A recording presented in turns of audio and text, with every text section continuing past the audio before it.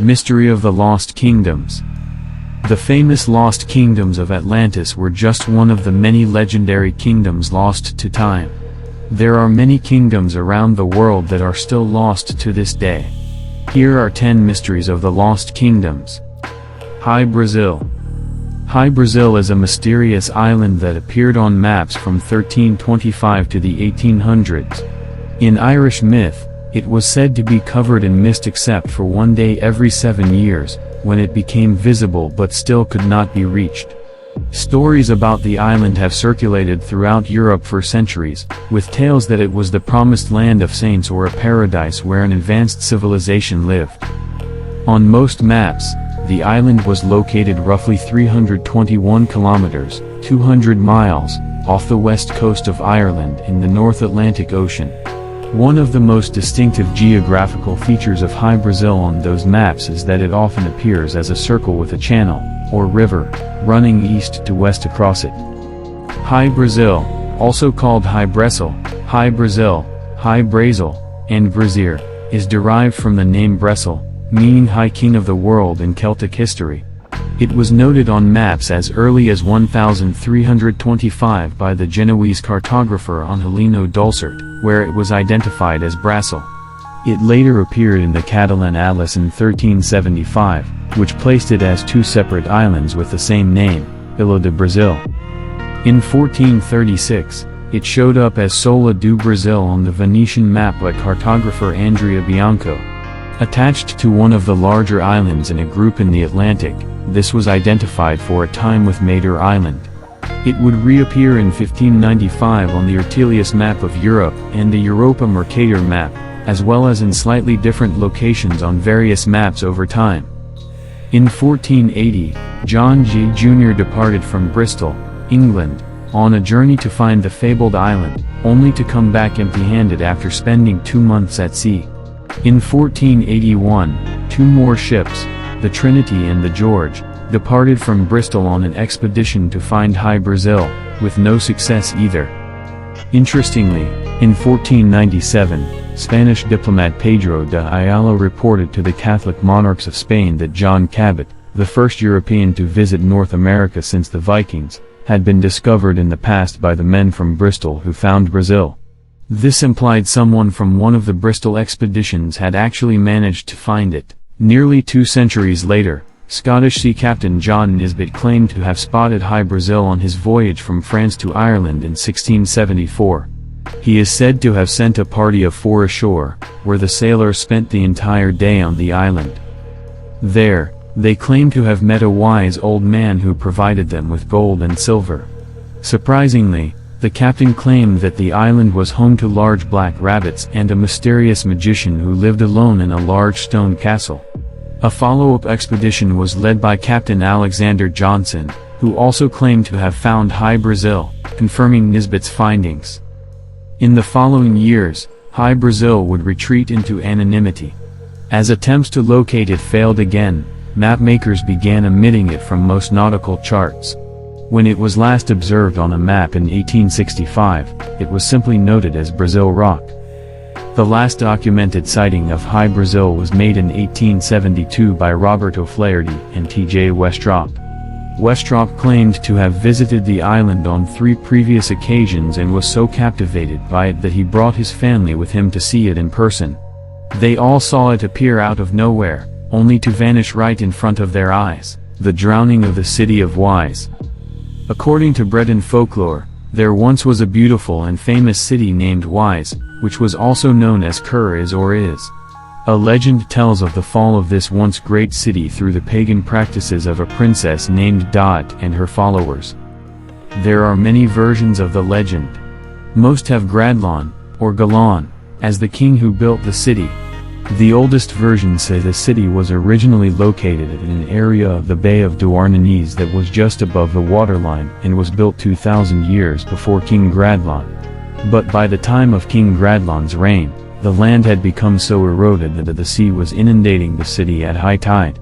To keep the sea at bay, huge walls were built around it, with massive gates placed in them to control the flow of the sea.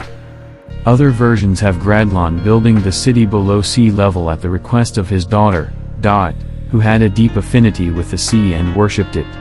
What all seem to agree on is that the city was protected by a huge dike equipped with floodgates that had to be shut at high tide to prevent the sea flooding the city. At low tide, it could be opened to allow ships to dock in the harbor. The gate had a lock, and Gradlon was the keeper of the only key, which he kept on a chain around his neck. The city of Wise was famed throughout Europe for its beautiful gardens and buildings, but over time its reputation fell into disrepute. This came about through the pagan practices of Dot. Unlike her father, who had been converted to Christianity by Saint Winwalowe Dot, and many of the city dwellers retained their pagan ways and worshipped the old gods. Dot would swim naked in the sea around the walls of the city and preside at ceremonies dedicated to it that were attended by all of its citizens, and people came from far and wide to participate. It did not take long before the city came to be seen as a safe haven for pagans to practice their rituals and beliefs, and they flocked there.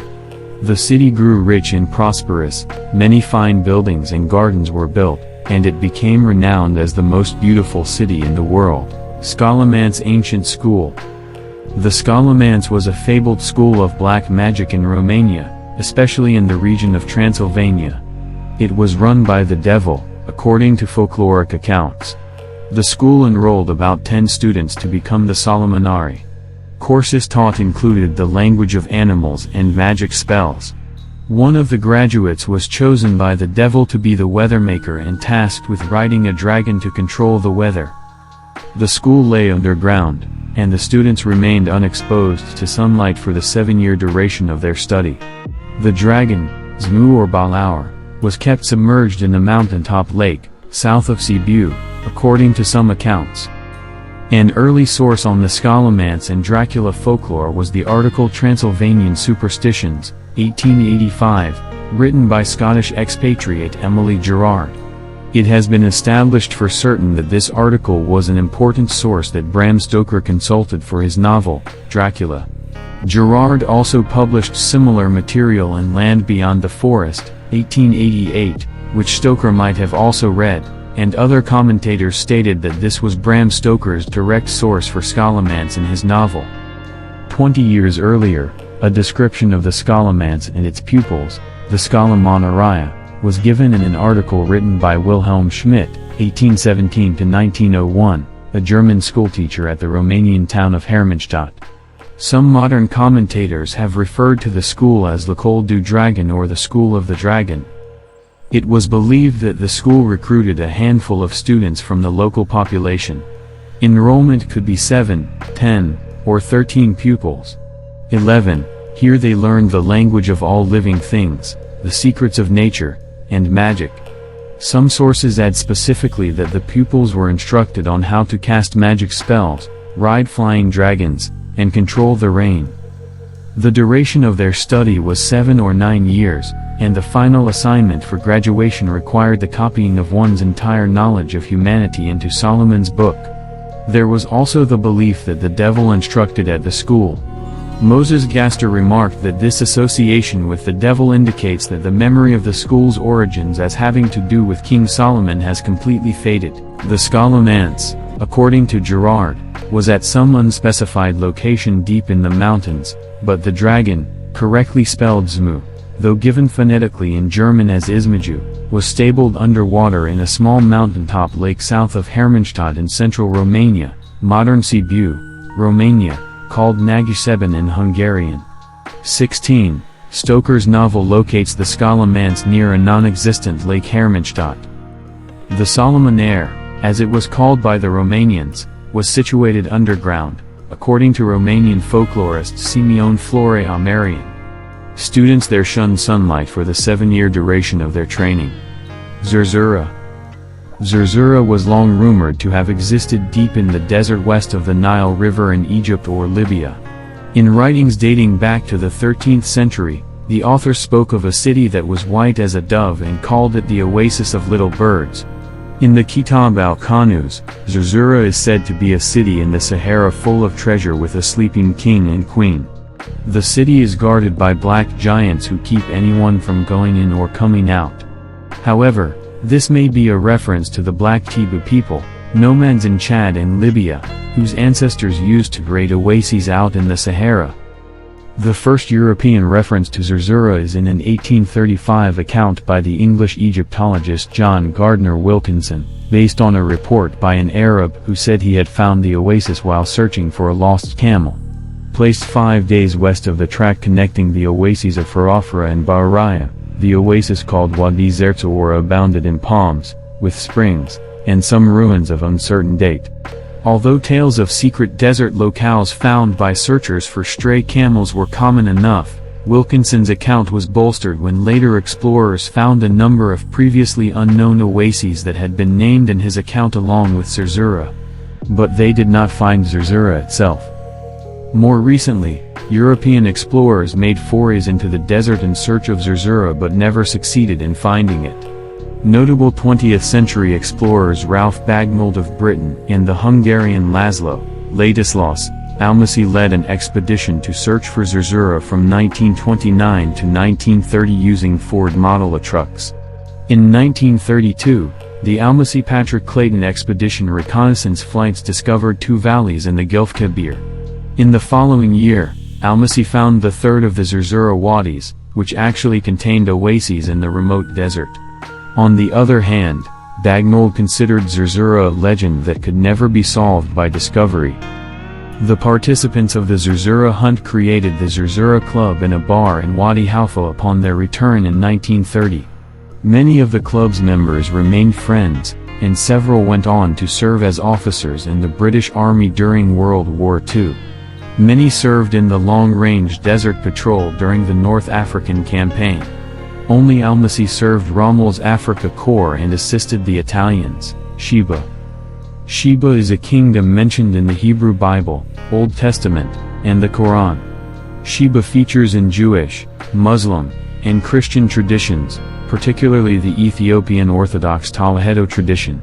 It was the home of the biblical queen, who is left unnamed in the Bible but receives the names Makeda in Ethiopian and Biox in Arabic tradition.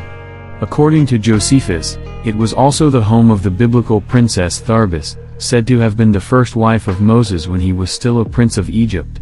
Slabbed with an inscription about the political activities of the kings of Sheba.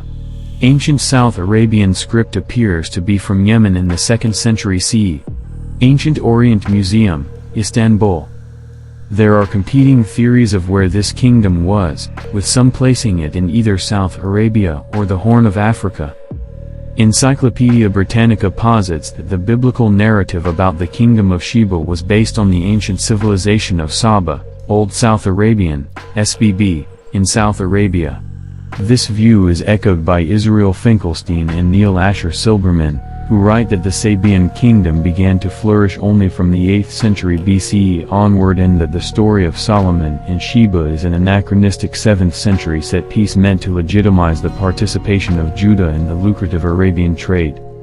The two names Sheba, spelled in Hebrew with Shin, and Saba, spelled with Same, are mentioned several times in the Bible with different ancestries. For instance, in the generations of Noah, Saba, along with Dedan, is listed as a descendant of Noah's son Ham, as sons of Rama, son of Cush. Sheba and Dedan are mentioned later in the book of Genesis as names of Jokshan, Abraham's son. Another Sheba is listed in the Table of Nations as a son of Joktan, another descendant of Noah's son Shem. There are several possible reasons for this confusion.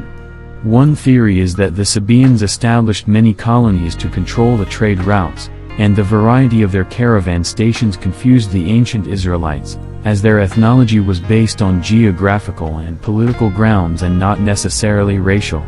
Another theory suggests that the Sabaeans hailed from the southern Levant and established their kingdom on the ruins of the Mineans.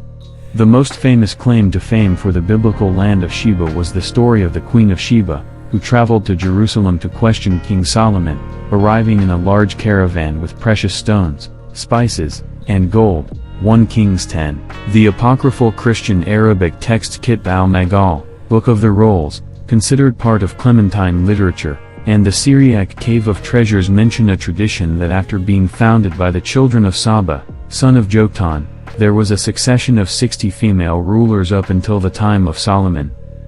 Josephus, in his Antiquities of the Jews, describes a place called Saba as a walled, royal city of Ethiopia that Cambyses II renamed Meroe. He writes that it was both encompassed by the Nile, which is quite round, and the other rivers, Astopus and Astaboras, offering protection from both foreign armies and river floods.